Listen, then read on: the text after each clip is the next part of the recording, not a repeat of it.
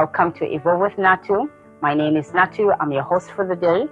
In this channel, we talk about a lot of things, but particularly on self-improvement, self-development, lifestyle, and different other topics.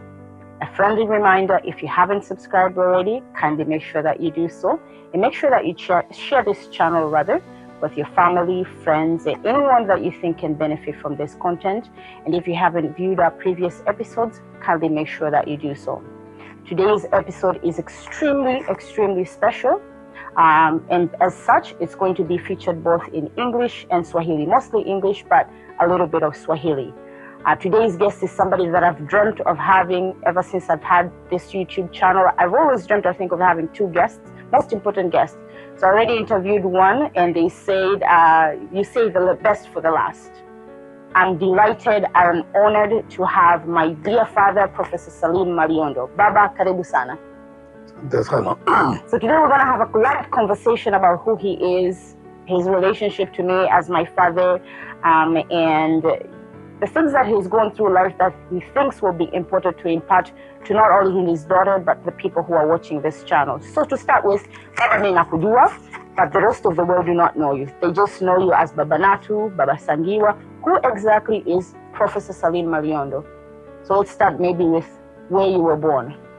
Thank you very much, Natu, for giving me this opportunity to share my life with you. Of course, you already know me, I do. but for your viewers, let me take a few moments to introduce myself. I am Salim Maliondo, a father of 3 children, Natu being the second born. My wife is Dorothy Maliondo, and I was born in Usangi, Kilimanjaro region in 1951. I studied the same village in Usangi for my primary school education, and then I went to secondary school in Same. From there I went to Samavyanga High School in Iringa region, and from there I joined the University of Dar es Salaam by then, the Faculty of Agriculture and Forestry in Morogoro. This was back in 1973, and I completed my BSc in Forestry in 1976 May. Then I joined the government as a research officer, and I was posted to Lushoto Forestry Research Center. I worked there for a year, and then in 1977, I got the privilege, opportunity to go to the UK. I went to do a master's at the University of Wales, and I completed my studies in 1979. Then I came back to Tanzania, back to the same station where I was working, and in 1981, towards the end of 1981, after just getting married, I got a fellowship to study at the University of New Brunswick in Canada. There I did my PhD until 1986, and from there I was awarded a postdoctoral fellowship in the Canadian Forest Service, and was posted to the Maritime Research Center in Fredericton. I worked there for 2 years, and towards the end of it, 8, we came back to Tanzania with my family of 3 children and their mother. Fortunately again, I was posted to the same station in Lushoto, and I worked there until 1991, August, when I got a job as a lecturer at the Sokoine University of Agriculture. Then I rose through the ranks to a professor in 2006. Yeah. My main job at Lushoto was in forestry research, and then at Sokoine, I was teaching both undergraduate and postgraduate students. I was privileged to have a number of master's and PhD students, and most of them are now in different places in Tanzania and overseas doing a good work. So that one I'm very proud. Excellent. Having produced dedicated graduates who are doing an excellent work both in research and in other public services. Excellent. Yeah. Now I want to take back a few years back. I'm going to say maybe towards maybe the end of 1960s, when you went to secondary school and then eventually you had to go to university. It's my understanding that your my late grandfather, your father, Mr. Mohammed, had anticipated you to pursue a career in law. However, you opted to study forestry, study something else. What was the thought process? Why did you end up pursuing forestry? What was the drive into pursuing forestry? My father wanted me to be a lawyer, but when I reached Form 3, we were selected to do either to choose science subjects or art subjects. And my career master insisted that I pursue science subjects. So that was the beginning of my journey to forestry. Because from there, in high school, I did 3 courses: biology, chemistry, and geography. And by then, there were a few options. If you wanted to study at the University of Dar es Salaam, either do agriculture, medicine, or BSc General in science. So I chose to join forestry, which was by then offered at the University of Makerere. But due to upheavals in Uganda, we were forced to start the program at Sokoine, the University of Dar es Salaam in Morogoro. But my attachment to forests started way back in the 60s. My grandfather sent me and my elder sister to go to Kindoroko Forestry Reserve. There was a village just after Kindoroko. This is in Usangi? In Usangi. And by then the forest was very intact. It's a mountain forest, very moist, and very rich in biodiversity. Trees, animals, all kinds of birds. So from there on, I got attracted to what I saw in that forest. So the choice when I was selecting a degree program, I chose forestry. And it has been a good journey, an excellent journey. Visiting different forests in the country, but also overseas, in Canada, in the UK, Sweden.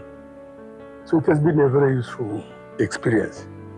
I don't regret having joined the forestry. Excellent. Yeah. And I think you also live your passion for the people who have had a chance to see where we live, because there's lots of forests. You don't only live your passion at work, but also outside work. You make sure that the environment that you're in is filled with forests, and you educate people about forests. Now, switching gears a little bit into your personal life, I want you to think about the times when you were extremely proud of an achievement, whether it was personally, whether it was professionally, a time that you're like, you know what, this is a highlight in my life. And it could be multiple moments. Actually, there are several. Several, okay? The first one was when I got my BSc degree, 1976. Okay. And then the next year, memorable experience, when I got married. The day I got married. Got married. Yeah. And then the third memorable experience was when I completed my PhD, because I had a young family and I successfully completed my degree. So it was a climax, one of the climax moments in my life as a father, but also as a PhD holder. Excellent. Yeah. Excellent. Now, speaking of personal achievements, I also want to touch on the personal aspect of your life. You would probably say that you are a father of 3, I being one of them, your second born daughter, and I have an older brother, Sanjay, who's also watching this, and Anita. For somebody who's watching us, one of the things that we pride ourselves of is we're a very close-knit family. Yeah. For somebody who hasn't started a family and is thinking of raising a close-knit family, what advice would you give them to make sure that they're very close to their kids, very close to their wives? What has been the secret recipe, if it exists? I'm not sure if there's a recipe on how to raise a family, but I was lucky to have a very strong wife, very strict in raising our children, even when I was away, either locally or overseas. So she has instilled that sense of closeness within the family, but also with the relatives. And we are fortunate that we didn't have any problems raising our 3 children. And we're happy that they went to Canada without their parents, and they were able to finish their studies without any challenges. So I'm very proud of their achievements, and I'm still very proud on the way they collaborate in all aspects. They support each other morally and also financially when one has problems. So I'm very blessed with this close-knit family. Yeah. Excellent. I'm glad that you said you gave applaud to your wife, my mother. Yeah. But I also want to highlight this because you're not a man of many words, but you're also the type of father that calls your kids every single day. I'm not sure if it's possible for every parent, but I think that has also strengthened the bond. I've never had to worry about where my father is. I always know where your whereabouts. You're probably the first call I get in the morning and probably the last call that I get through the day. So I probably also highlight in your own words also that communication has also been one of our strongest keys in making sure that the family stays intact. Now I'm just going to go back to my relationship with you as my father. If somebody had to tell you to describe your daughter in few words, I'd probably use 3. What words would you use and why?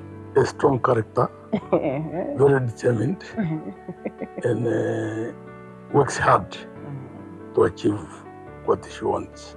And once you were told that you were having a daughter, or rather daughters, because you have 2 daughters, and we live in a society where women are expected to be a certain way. And in a certain way, Anita and I feel that more, but in other ways, maybe not so much. Have you lived up to the expectation as a father of how daughters are supposed to be? Let me be very frank. I'm very proud of my 2 daughters. I've tried as much as possible to encourage them to choose their career path, choose a career which they will enjoy. And even when it needs to be, they need to change, always encourage them. But so far, I'm very proud of what you have become. Yeah. Thank you. Now I want to get to you personally. You have had quite an interesting career, colorful, in my opinion, very successful. What are the things that you think have made you successful to the point that you are? If you had to think of qualities that drove you to be the person that you are, to achieve the accolades that you've achieved over the years, what are those characters? If somebody was to ask you, what should I emulate from Professor Maliondo? Teamwork. Teamwork? Yeah, you cannot achieve much on your own. You have to work in team. Excellent. And be able to accommodate people of different characters. There are challenges in doing that, but you balance because you have to live and work with the other people.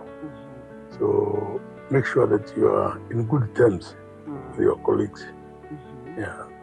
And a lot of people are very willing to offer support where it's needed. I must say that I've been privileged moving from government employment to an academic institution.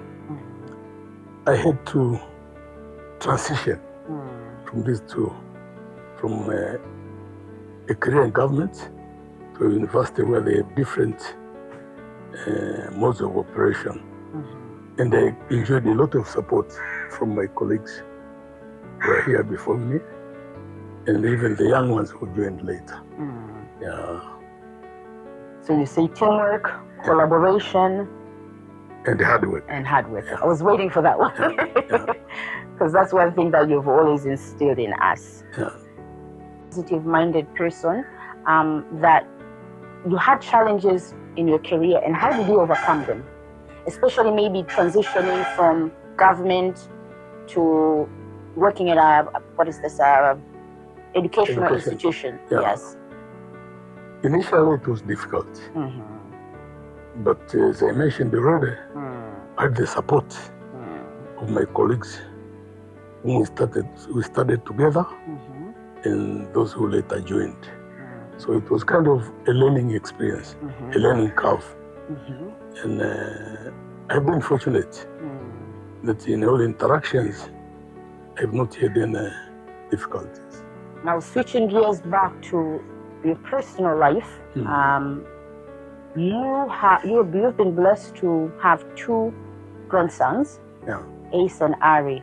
For people who are raising young kids, what advice would you want for them to listen as parents, and most importantly, your grandkids when they're old enough to hear this recording? What advice would you like to leave to them?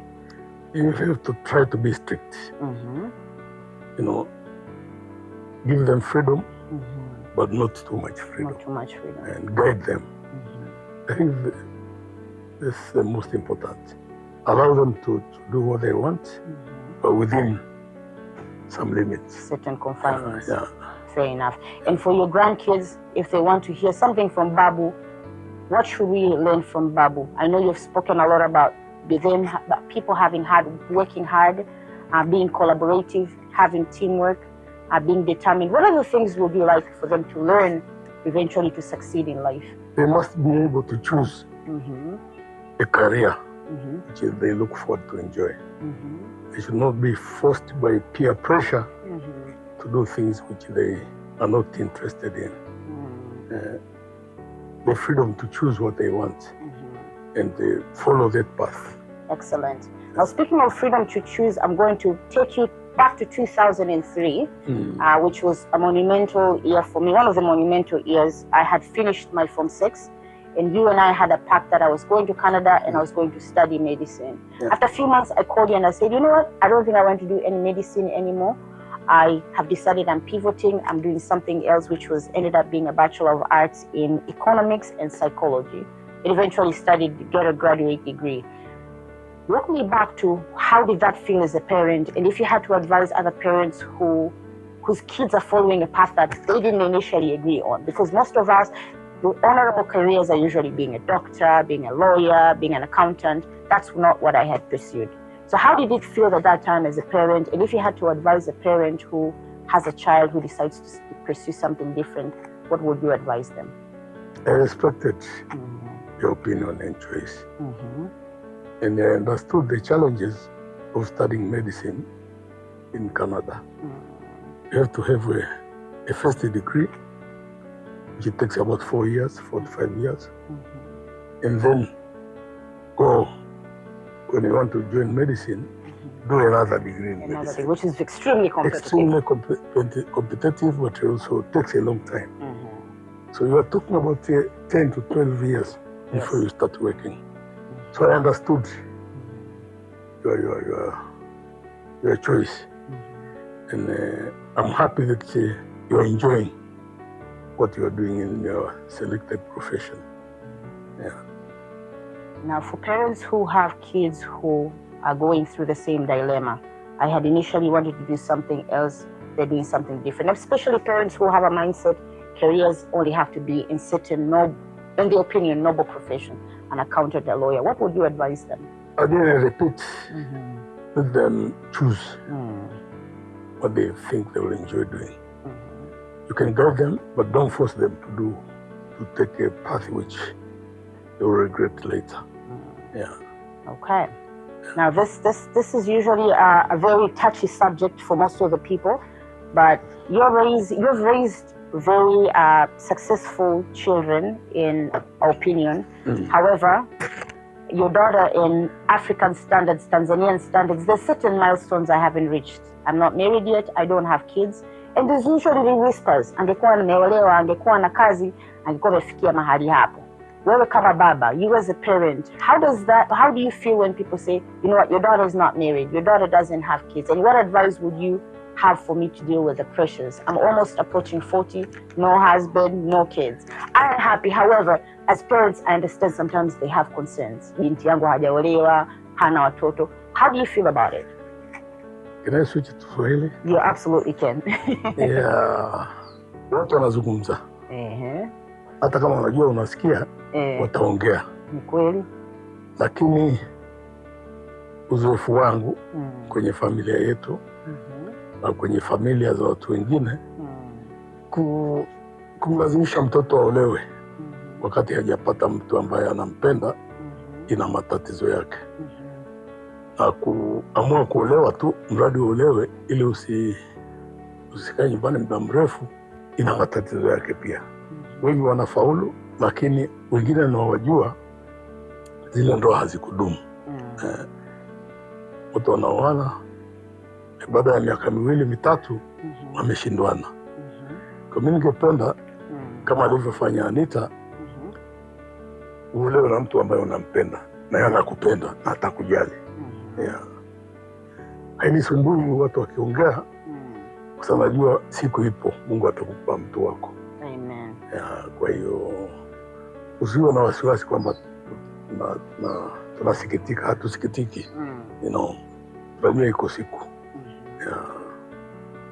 Na swali lingine la kizushi, umelea watoto wa 3, different personalities. Mimi labda ni with the most colorful personality. I'm very outgoing, ni mchangamfu, lakini to a certain extent some people might even say stubborn. Wewe kama mzazi, ulipokuwa unamlea mtoto yule ambaye kwa personality za kidongo iko tofauti kidogo, how was that as a parent? Na kama kuna mtu ambaye analea mtoto ambaye yuko kama mimi, ungemadvise vipi? Nilijaribu kuwa mkali. Nafikiri unakumbuka. Na nilikuwa mkali zaidi kwako kuliko kwa ndugu zako. Sasa niliona nikikuachia tu uende kama unavyoenda, ungeteleza. Kwa tulijitahidi mimi na mama yako kuhakikisha kwamba unakaa kwa mstari. Nakupa uhuru, lakini tukupe uhuru ambao utakupoteza. Na nashukuru ulielewa. Unaweza kusema kwamba hii character ilikuwa na mazuri mabaya, lakini kulikuwa kuna mazuri ambayo ulikuwa unaona kama mzazi kwamba this is good au la? Yaani mazuri yalikuwa ni mengi kuliko mabaya. Utundu ulikuwa mtundu. Kwa kifupi. Lakini tulijitahidi kukunyosha. Ambacho kilinipa faraja, ulikuwa unapenda sana shule. Na ulikuwa unapenda kuongoza kwenye masomo. Na bahati nzuri ulifanya hiyo kote ulikopita, kuanzia Lushoto, Nguzo, sekondari. Kwa hiyo ilikuwa ni faraja, ulikuwa ni mfano mzuri, au ni wenzako uliwa challenge wafate achievement yako. Na wenyewe wakawa wanajitahidi kuchukua nafasi za juu darasani. Asante. Na maswali mawili ya mwisho kabla sijaenda kwenye rapid fire questions. If you had to describe your daughter kwa watu ambao actually hili tumeshaliongelea. Kama ungetakiwa mtu analeta sampuli ya wanaume, wanaambia pick mume kwa ajili ya binti yako, ungepick mwanaume gani, mwenye characters gani? Najua wewe you are very good at giving us our freedom, lakini mtu anamwambia haya, professor, sisi tumeona hii ndio njia sahihi, msaidie miji yako pick mume. Ungepick mwanamume mwenye character gani? Kwanza awe anakupenda. Na tutakaa naye, tutamsikiliza. na tutakusikiliza wewe ulivyomuona, na mwishowe maamuzi ni ya kwako. Hatuwezi kuchagulia mwanamume ambaye awe na malengo kwenye maisha. Anajua naoa na nategemea Mungu akitupa uhai tukizeeka tutakuwa achieve mafanikio gani. Hasa awe na uwezo au na nia ya kukuza watoto wake wafate dini. Wasihangaike tu. Kwa hiyo kwanza awe na msimamo wa kidini, dini yoyote ile, lakini pia awe anakupenda kwa dhati. Na hiyo inaonekana mwanamume akija, hata kama hampendi binti yako kwa uhakika, unaona vile vitu anavyofanya. Ni rahisi kumwamua. Of course baadaye wanabadilika, lakini mara nyingi lazima nyota njema huonekana asubuhi. Amen. Amen. Asante sana. Na tutaenda kwenye rapid fire questions. Tumeongelea sana relationship yangu kati ya mimi na wewe, baba na binti, wewe as mwanafamilia. Na tunataka kujua wewe personally. If you were given a chance to do things all over again, what career would you choose and why? I think given the choice, I would have chosen the same. The same career? Yeah. Okay. You enjoy what I don't regret doing what I'm doing. And I don't envy people who are doing other careers. Excellent. God has blessed me, and I have had a fairly good life in what I'm doing. And I wouldn't choose a different career. What do you envision? You are right now in transition. Well, you're technically retired, but you thoroughly enjoy working, so you're working part-time. What is your ideal life, post-retirement life? What do you envision doing? Oh, I will miss working with the students. Now I'm only supervising masters and PhD students. And I look forward to when they successfully complete their studies in a year or two. And after that, I hope I'll be ready to hang the boots and try to do other things which all the people do. I have a farm at Mikese. I have planted a lot of trees. I also grow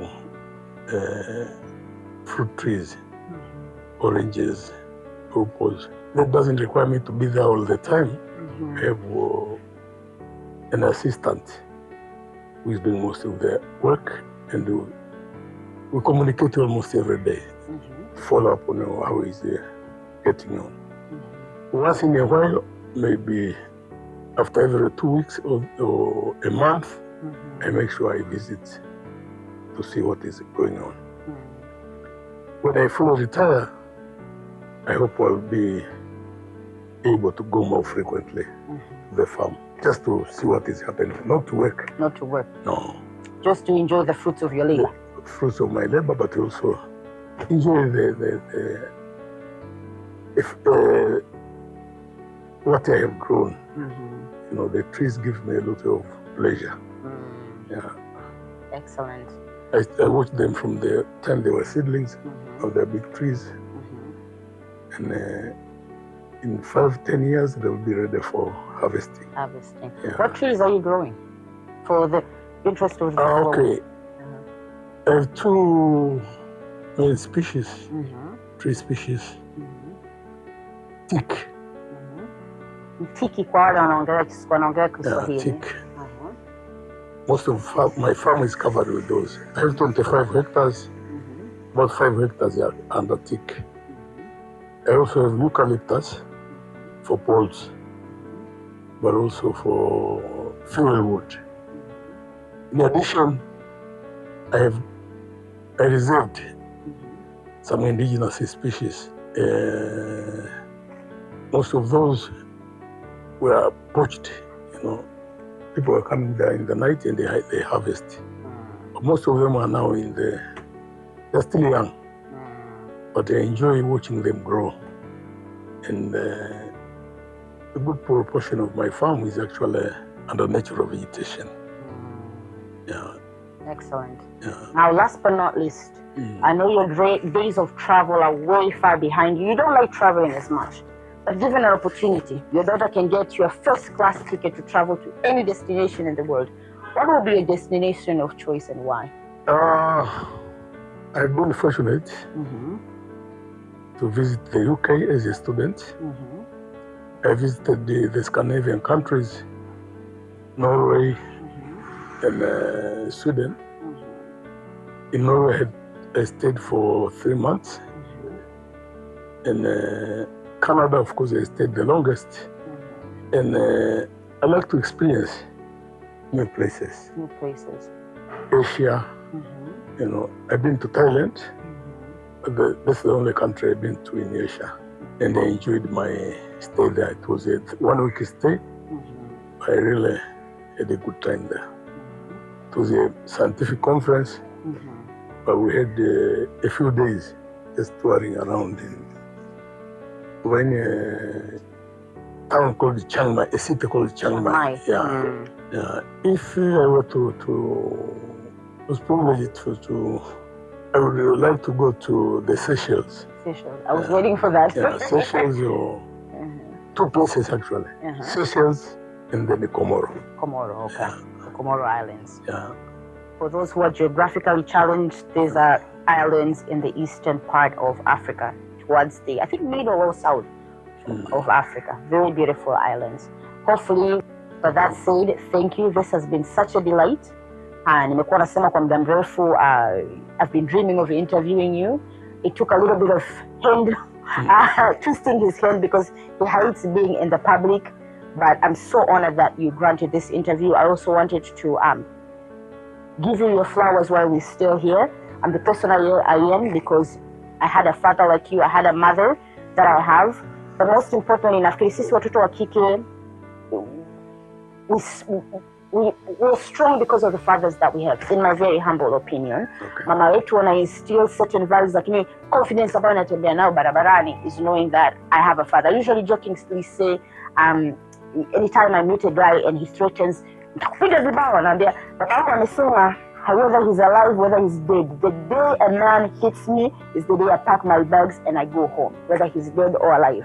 So that kind of confidence walking in, whether I'm choosing a career, whether I'm choosing a man, nakushukuru sana. Nisingekuwa nayo. Yes, I haven't always been an easy child to deal with, but for the most part I think I was okay. Na kama baba umekuwa ni baba mzuri sana, not kwangu mimi, but kwa ndugu zangu pia. Wewe una moyo mkubwa sana. I think it's probably one of the things that people would say we share in common, but even though I don't think I'm half as giving and kind as you are. So nitaka nikwambie hiyo, nikwambie kwamba nakushukuru sana, nakushukuru for the father that you have been over the years and you continue to be, but most importantly for the wonderful person that you are. I wanted to give you your flowers in public. I always give them in private, but in public. Nisingekuwa mtu ambaye the person that I am today if it wasn't for you. So thank you so much. Asante sana. Haya, with that said, thank you so much for tuning in with Evolve with Natu. Until next time, asanteni sana and have a great day. Bye-bye.